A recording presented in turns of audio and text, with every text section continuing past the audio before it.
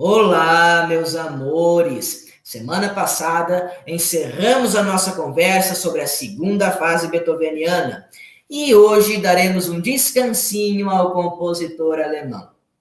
Semana que vem tornaremos a falar sobre Beethoven com a terceira e última fase de seus trabalhos. Mas, por enquanto, neste episódio, nós iremos falar de ópera. E não somente isso, iremos falar de uma das óperas mais populares de toda a história da música erudita, O Barbeiro de Sevilha, composta pelo genial italiano Gioachino Rossini. Ele, que nasceu no dia 29 de setembro de 1792, na cidade de Pesaro, filho de um açougueiro e de uma cantora. Seu pai era um republicano radical, e quando Rossini tinha apenas 6 anos de idade, seu pai foi preso pela polícia política do regime absolutista. Esse acontecimento motivou sua mãe a mudar-se para a cidade de Bolonha, que era um centro cultural mais ativo. Lá, ela poderia ganhar a vida como cantora numa casa de espetáculos e, dessa forma, sustentar o seu filho. Porém, como eles vinham de uma família muito pobre, Rossini também teria que trabalhar para complementar a renda. E adivinhem qual foi sua primeira profissão? Açougueiro, assim como seu pai. Mas graças a Deus que em algumas noites Rossini acompanhou sua mãe nos espetáculos. Dessa forma, alguns músicos que trabalhavam na casa puderam ver que o moleque levava jeito para a música. E foi assim que aos 12 anos de idade, indicado pelos amigos de sua mãe, Rossini conseguiu ser admitido na escola Liceo Musicale, onde aprendeu seus primeiros ensinamentos sobre a música. Foi lá que ele conheceu compositores alemães, como Beethoven, como Haydn, mas ele se apaixonaria mesmo pela ópera mozartiana. Tanto é que aos 18 anos de idade, em 1810, ele compôs sua primeira ópera. E dali até os 37 anos ele não pararia mais. Em menos de 25 anos de trabalho, ele compôs, muita atenção, 34 óperas. Querem que eu repita? Repita! 34 óperas, uma marca invejável num ritmo alucinante de criação. E a nossa ópera de hoje, O Barbeiro de Sevilha, foi composta e estreou no ano de 1816. Seu libreto aborda um dos temas mais clichês do romantismo, a obstaculização da relação amorosa. Em outras palavras, um amor impossível. O primeiro número musical que eu vou deixar para vocês aqui é logo o prelúdio da ópera, ou seja, aquela música que toca antes de serem abertas as cortinas. Vocês podem ouvir esse prelúdio aí no link que eu vou deixar para vocês na descrição do vídeo. É uma interpretação da Academia de São Martim dos Campos em 1980. E a nossa história começa logo com uma linda serenata, feita pelo Conde de Almaviva a sua amada Rosina. Só que tem um problema. O amor dos dois é proibido.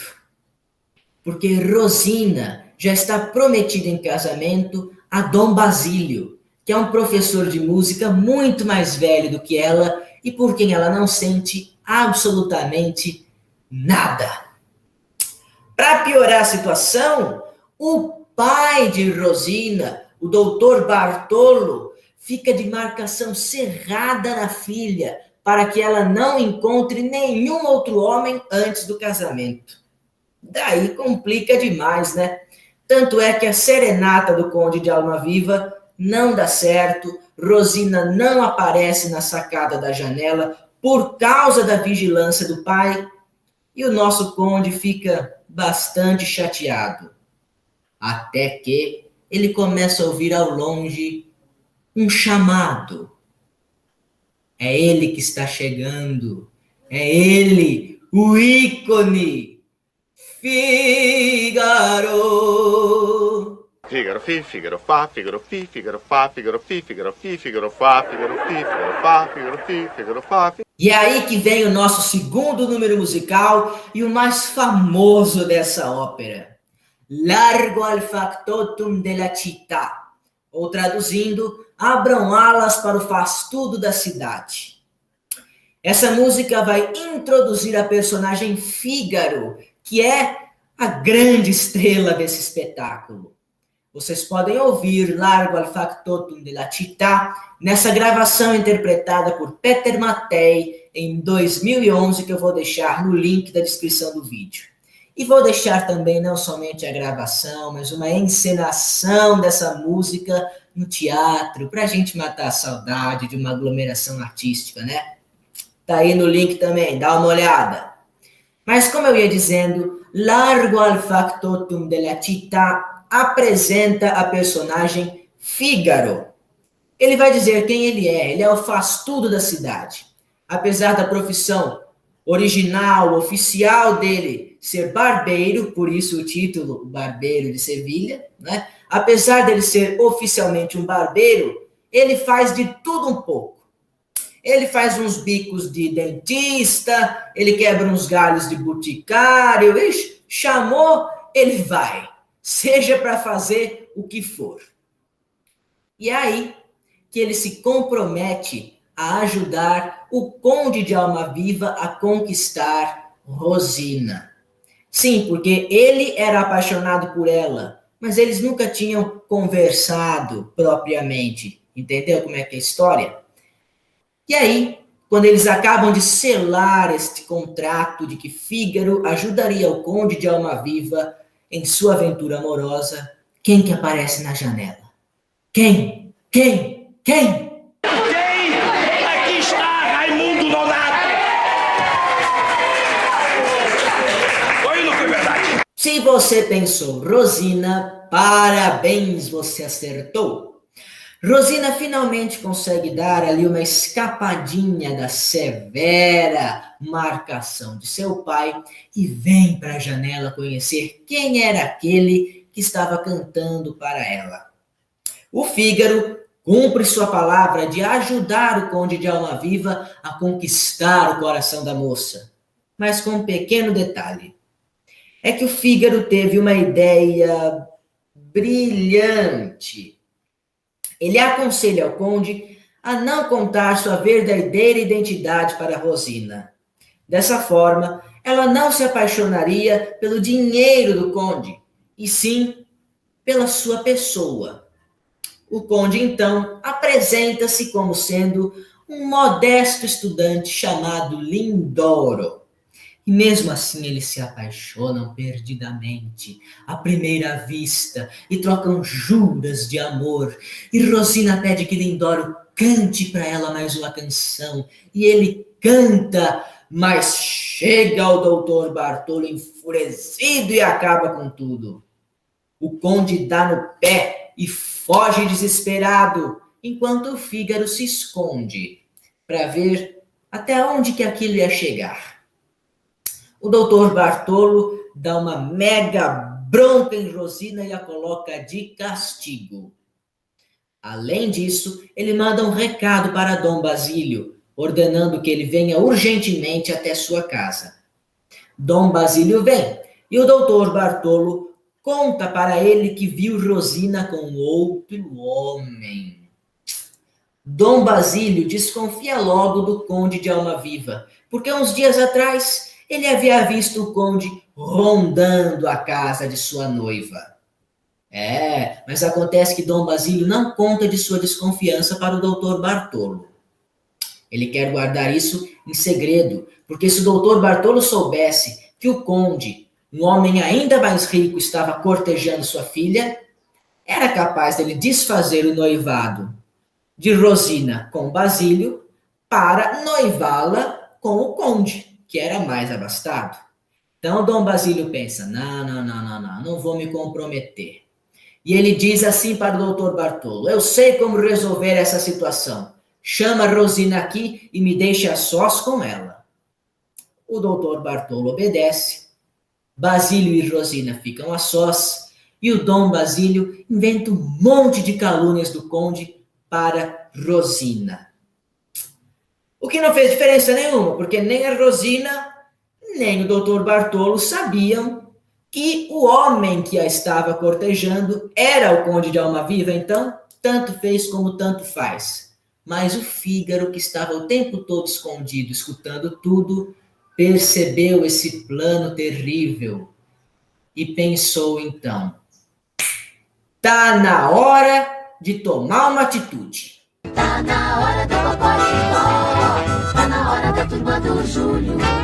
Essa atitude era a seguinte: fazer com que o conde de Almaviva se infiltrasse disfarçado na casa de Rosina, para que dessa forma ele pudesse revelar a sua verdadeira identidade a ela e desmentir todas as calúnias inventadas pelo Dom Basílio. Primeiro, ele tenta entrar disfarçado de soldado. Não consegue.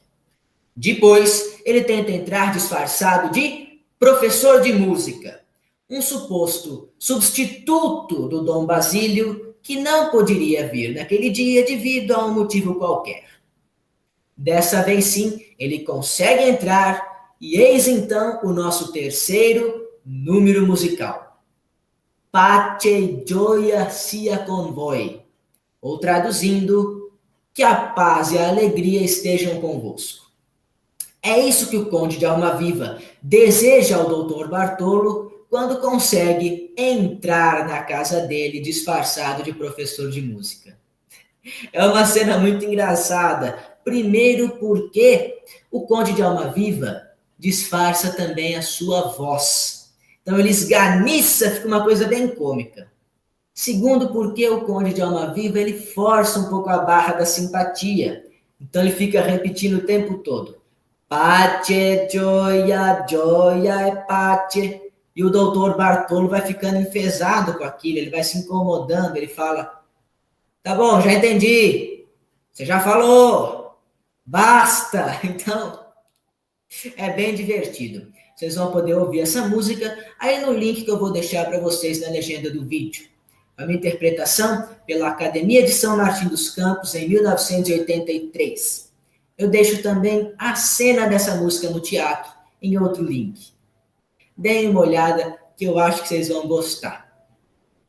Bom, e daí o conde de Almaviva consegue entrar na casa da Rosina, tem acesso ao quarto dela com a desculpa de que vai dar uma aula de música, mas na verdade ele vai lá para revelar a sua identidade, para desmentir todas as calúnias inventadas pelo Dom Basílio, e é aí que eles renovam seus votos de amor.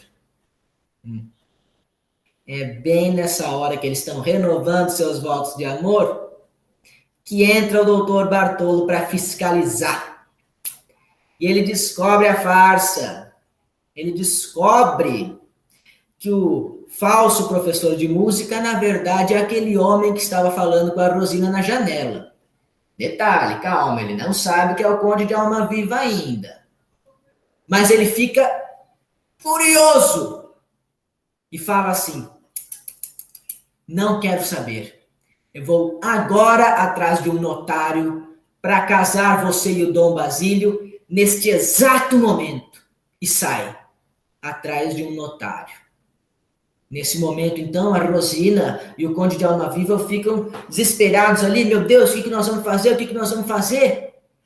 Quem é que salva a pátria? Quem é? Quem é que consegue salvar o dia?